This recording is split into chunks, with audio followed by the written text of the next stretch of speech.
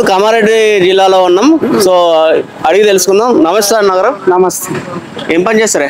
నేను కలర్ పని చేస్తా. కలర్ పెయింటర్ పని పెయింటర్. సో ఇక్కడే సో ఇప్పుడు చూసుకున్నట్లయితే 100 రోజులు దాటింది కాంగ్రెస్ పాలన వచ్చి. ఎట్లా ఉంది? ఏమున్నది, ఆడేసిన కొంగడి ఆడాను.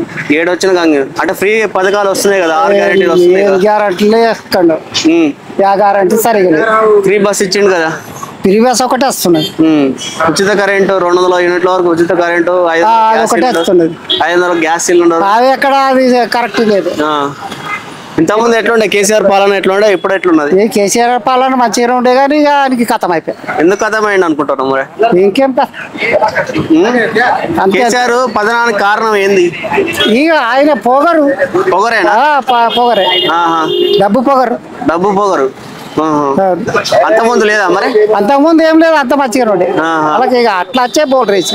ఇప్పుడు ఎమ్మెల్యే గారు ఇక్కడ వెంకటరమణారెడ్డి గారు గెలిచిండు. అవును, కేసీఆర్ మీద గెలిచిండు, రేవంత్ రెడ్డి మీద గెలిచిండు. సో ఇద్దరు ఉదండులను కాదని ఎట్లా ప్రజలు వెంకటరమణారెడ్డి ఆయనకే గెలిపించారు.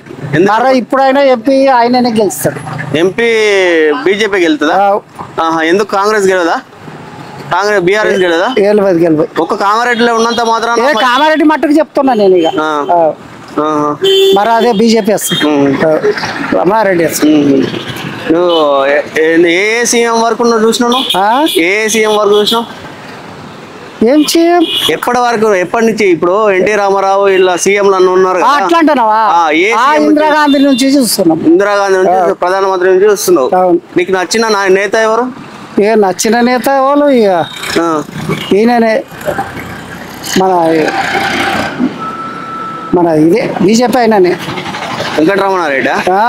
వెంకటరమణారెడ్డి ఎమ్మెల్యే, ప్రస్తుత ఎమ్మెల్యే. సీఎంలల్లా ముఖ్యమంత్రి వాళ్ళ కేటీఆర్. కేసీఆర్ మన ఆయన పేరు రాదండి, రామారెడ్డి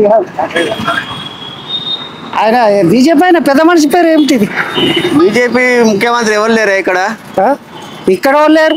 మోడీ ప్రధానమంత్రి ఆయన. సరేనా? సరే.